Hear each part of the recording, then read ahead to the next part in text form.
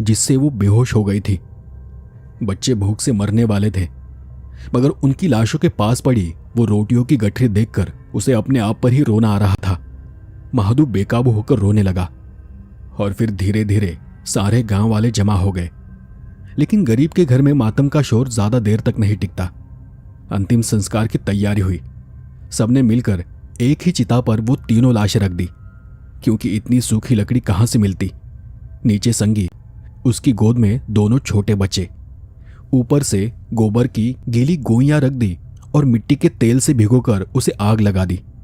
धुआं उठने लगा, आसमान में जाने लगा, मांस जलने की गंध फैल गई और उस चिता में से हड्डियों की फटने की आवाजें महादू के कान में गूंज उठी। महादू को पता न था कि उस खजाने ने उसका पहला शिकार ले लिया था। धीरे धीरे सब गांव वाले चले गए। टूटी फूटी झोपड़ी में अब सिर्फ भिवाई और शून्य में ताकताब महादू रह गया था। भिवाई ने चारों तरफ नजर दौड़ाई।